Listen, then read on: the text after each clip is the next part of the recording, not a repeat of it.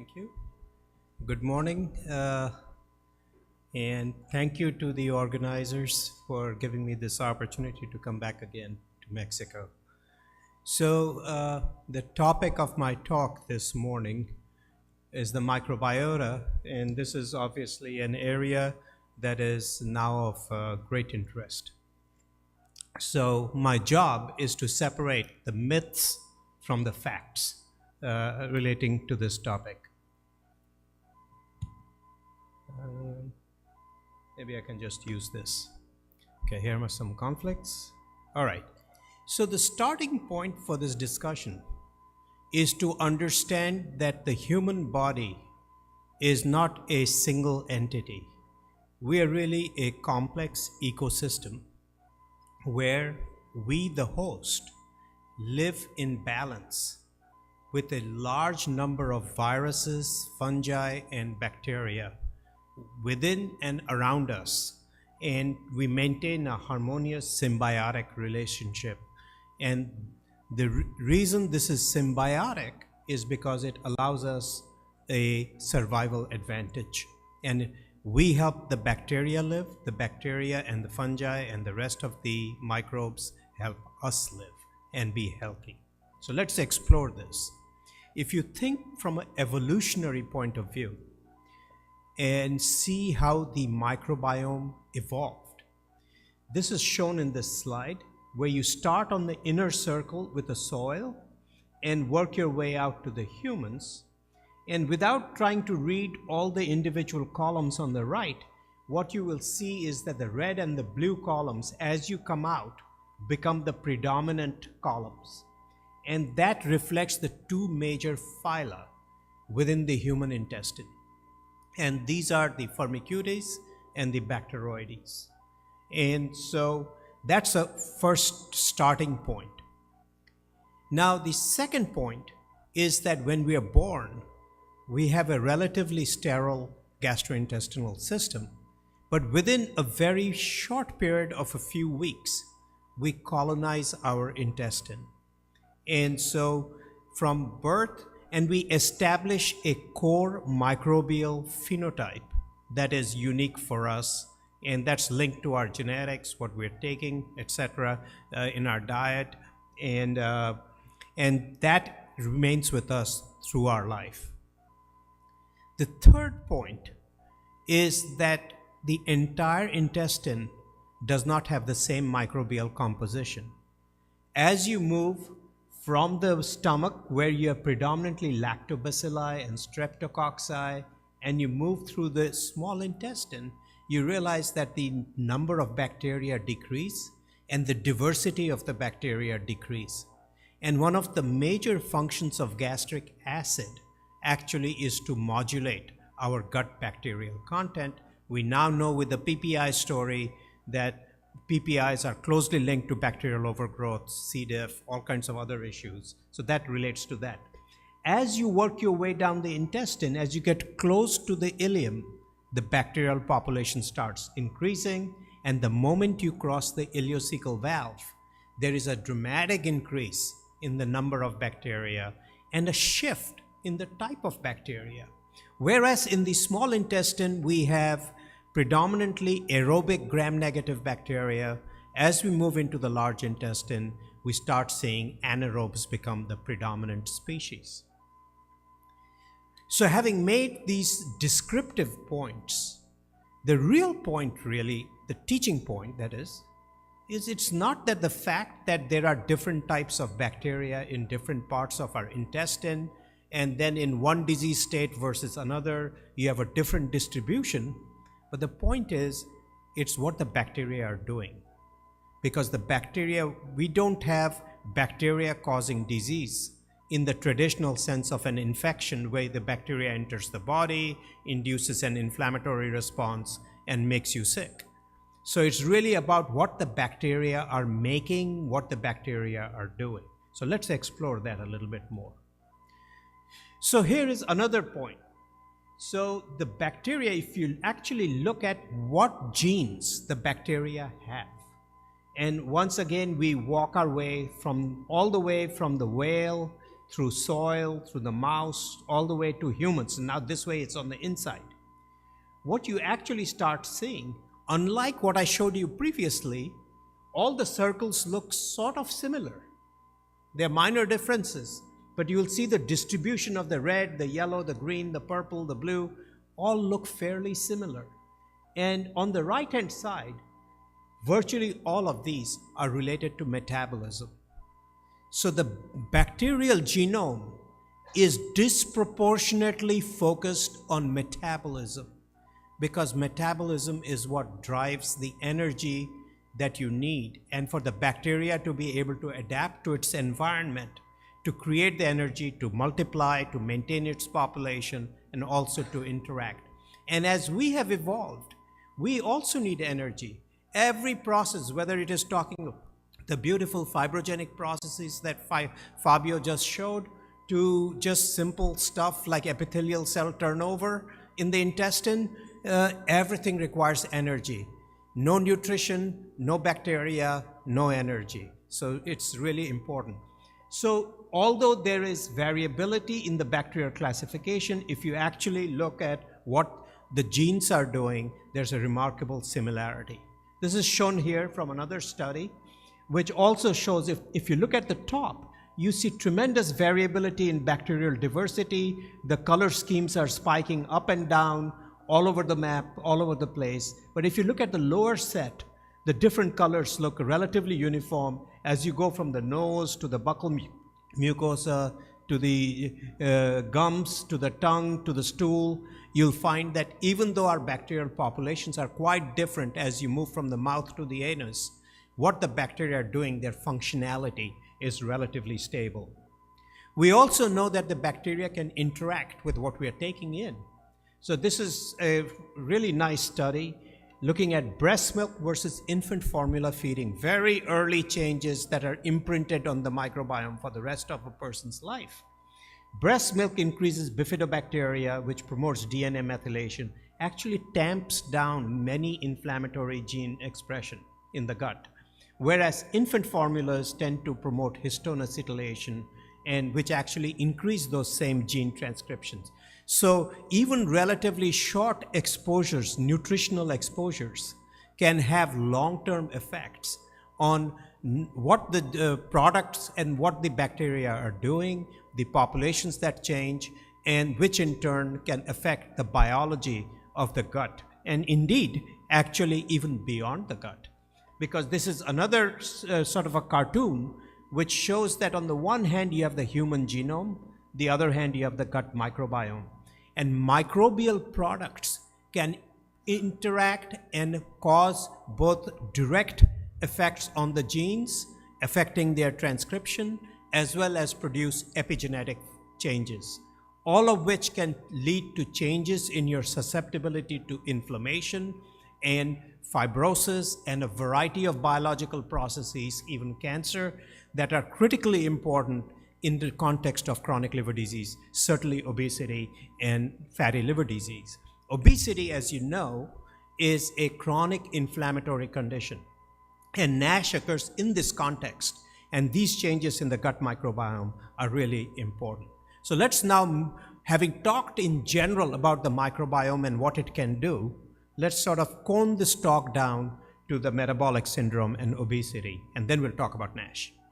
So there is now a tremendous amount of literature showing that there are changes in bacteria, particularly in the small intestine with the bifidobacteria, production of endotoxin, and there's a concept of what's called metabolic endotoxemia. So again, remember, it's not the bacteria, but what the bacteria are doing.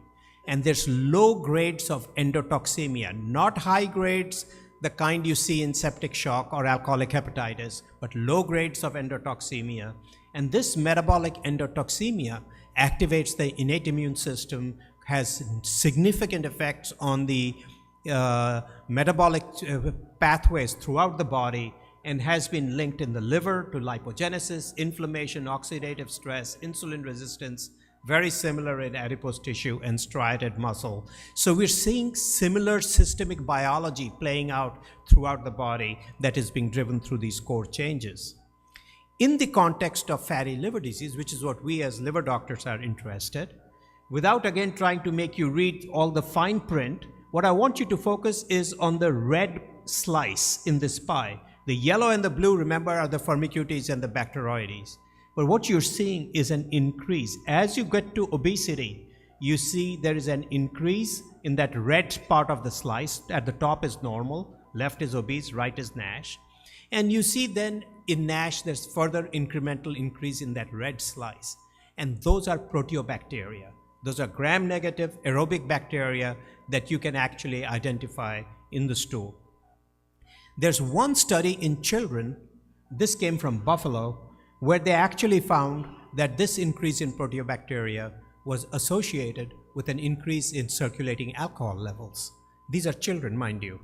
So there was this concept that the bacteria are producing alcohol. It's really common with alcoholic liver disease. I'm not sure that is exactly correct. We have tried to reproduce this data for 10 years. We cannot reproduce this data in adults. Many others have tried to reproduce this data, not reproducible. It may be that in this particular population, these children, particularly in Buffalo, there's a large Italian population. Maybe there's a huge amount of carbohydrate intake with pasta. I'm just hypothesizing. And you know, if you feed proteobacteria with a lot of carbohydrates, they are more likely to ferment it and make low levels of alcohol. That may be one potential explanation, but I do not believe this is a unifying explanation for NASH. Similarly, microbiota, through its effects at the gut level by activation of inflammatory signals at the gut, have been affected not to directly influence the development of hepatocellular carcinoma, but actually the size, the number of nodules, and the whole carcinogenic process, the progression of hepatocellular carcinoma. There's now data that this may actually be, in addition to that, it may also have effects on hepatocellular carcinoma itself. So there are changes that have been related to these different things. Now, one thing you have to be very cautious about, associations do not mean causality. Association means two things are happening together. Causality means one directly is making the other one happen. There's a huge difference between making that jump from association to causality. So let's examine this a little bit more. As you get into NASH, if you look on the left, the bars as you go from low fibrosis, no NASH, to NASH with low fibrosis and NASH with high fibrosis, the bars look fairly similar. These are not significantly different, the distributions, in terms of the phyla. But as you go to the right and you start digging deeper at the family level, then the bars start looking significantly different. So at the family level, this is a French study from Jérôme Boursier, which showed that there are these differences. And one of the things that jumped out is that the Bacteroides and the Ruminococcus abundances are associated with the presence of NASH, particularly NASH with significant fibrosis. So this is obviously the population that we are very interested in, because many patients have NASH. It may or may not progress, but the more you scar up your liver, the more likely it is that you will progress to cirrhosis. And that's obviously the target population for therapeutics as well. This is another study from San Diego where they looked at the abundances, and you look at the blue bars, which are the people who had advanced fibrosis, and the brown bars are the people who had early fibrosis. And you can clearly see that there are differential expression of bacteria in those who have more advanced fibrosis versus those who have early fibrosis. And once again, they find that increased proteobacteria, decreased Firmicutes, and once again they see a signal with Ruminococcus that pops out in the context of NASH. So I think these are early signals that these are some bacteria that are of particular interest in this context. So as a person who's very skeptical of everything in general in life, I always view all of these, stepping back and saying, whoa, wait a minute, what are you trying to really tell me? So once again, it's the distribution of bacteria being different is cute, but I don't know the diet. None of these studies really provide in-depth information about diet. They do not tell me what drugs these patients are taking. For all you know, the drugs they're taking, the statins may be affecting their microbiome. I don't know. There are all kinds of possibilities. And so this is what I would call a soft truth as opposed to a hard truth. So I think we are in very early days. They are exciting early data, but that's what they are. They are exciting early data. The diversity of bacteria we know can be affected by age, gender, diet, race, concomitant medicines, and there's diurnal variability. We now are learning that the different bacterial populations change. If you get the sample in the morning versus the evening, your bacteria will be different, and what they're doing will be different. The bacterial functionality, just like you're not doing the same thing all day. You're sitting in a meeting right now at midnight, hopefully you'll be asleep or partying. So just like you do different things at different points in the day, so do your bacteria. So it all depends on when you catch the person and in the context of that person's lifestyle. So there's incredible complexity. These studies with 40, 50 patients just cannot answer those questions. You need giant consortia, and there's an IMI initiative on the microbiome that hopefully will address some of these questions. So the bacteria can really affect what's happening either by directly influencing gut-based neurohormonal signaling, through modulating immune pathways, theoretically by translocation, or by making metabolites that enter the body and which have then direct pharmacological effects in different parts of the body. We are very early in this learning process. We don't know much. Some early data, this was presented at EASL by Rohit Lumba, and essentially they took a twin and family cohort and they found essentially, they looked at the microbiome and the fecal metabolome, and then they did a validation in a biopsy-proven NASH cohort. And essentially the bottom line is they found a molecule, phenylactate, which is a bacterial molecule that appeared to stand out. So maybe this is a biomarker, maybe this is giving us clues about biology. It is an antioxidant. We originally showed this same molecule about 7 or 8 years ago in the context of vitamin E therapy, showing that it was a predictive biomarker for response to vitamin E. But anyway, these are early data, but I think people are now beginning to move past just, the point here is that people are beginning to move past just describing what the bacteria are and trying to understand what the bacteria are doing. And that's where the focus needs to be. But we need large cohorts. And so this is something that we're very interested in collaborating. And for sure, the microbiome and the microbial functionality in Mexico is going to be different based on diet alone compared to people in further north. And so this is an area potentially for collaboration between the US and Mexico. One of the areas that I'm personally very excited about is the issue of bile acids.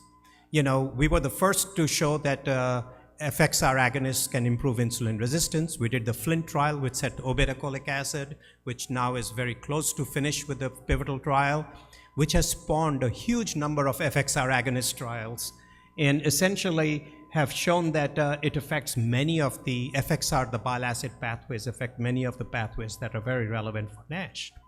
So what we found when starting systematically looking at bile acids in the stool and looking at the bacterial populations, what we find over here is that there are multiple bacteria that actually correlate with specific bacterial populations.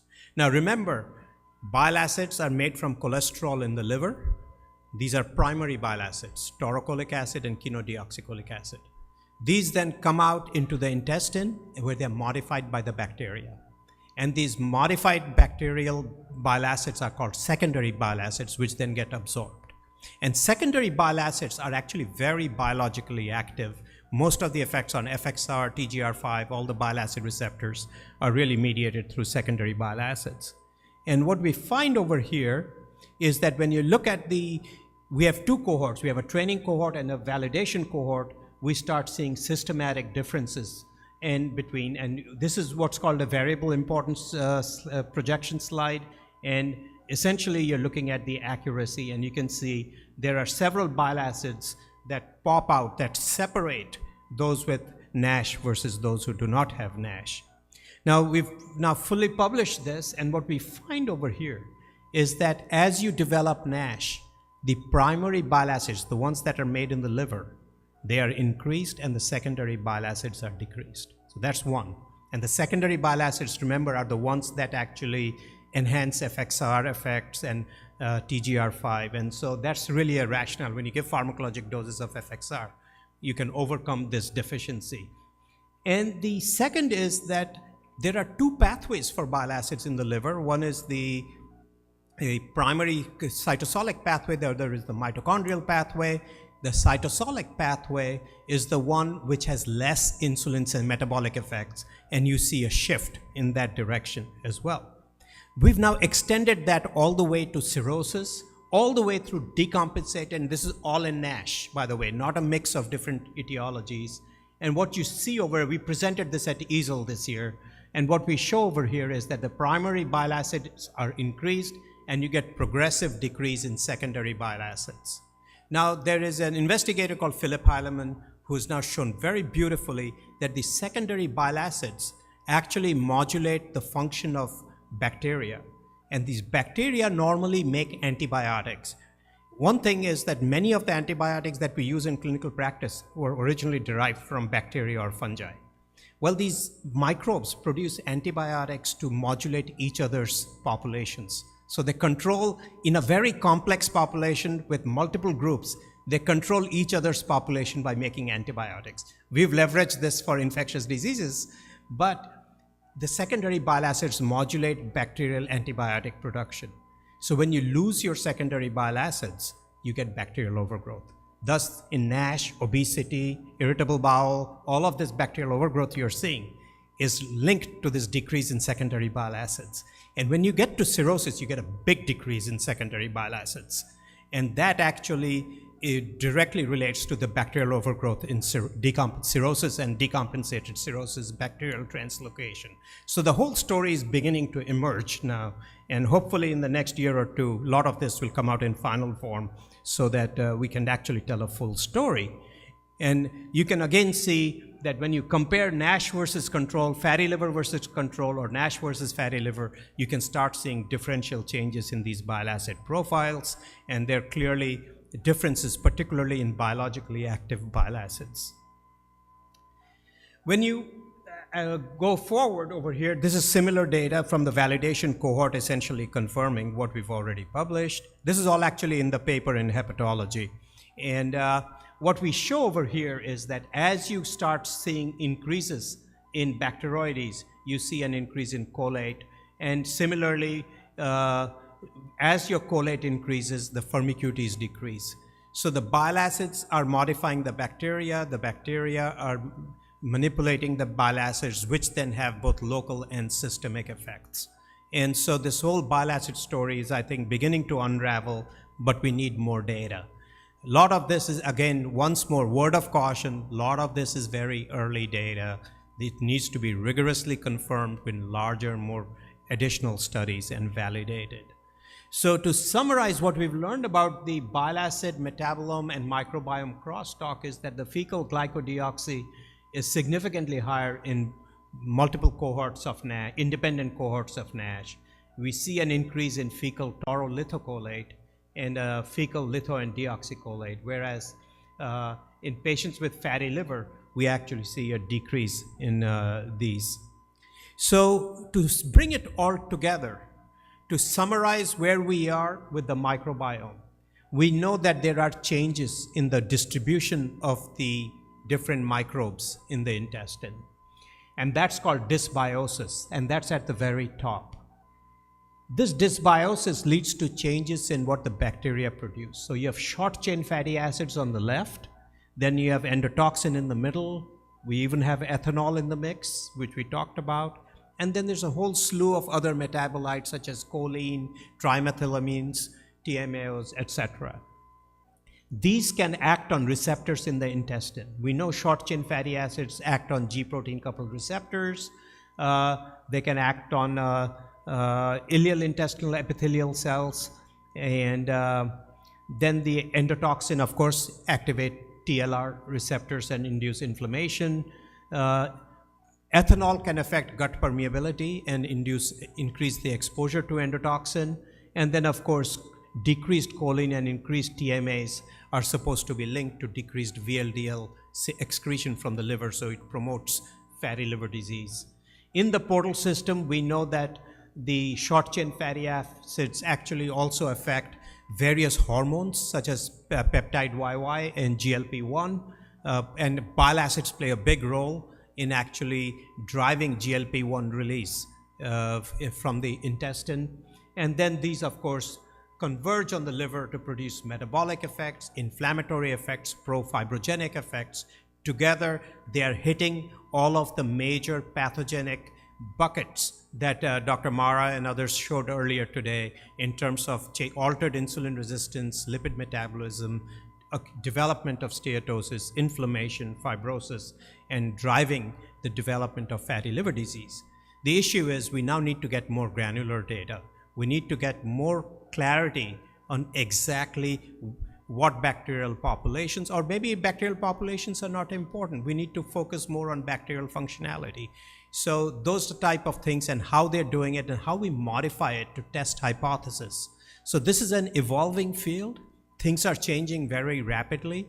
And I think if you watch this space, you're going to see a tremendous explosion of data over the next 2-3 years, especially in terms of basic core methodologies to interrogate the complexity of the microbiome and to understand what it actually does in the context of human disease.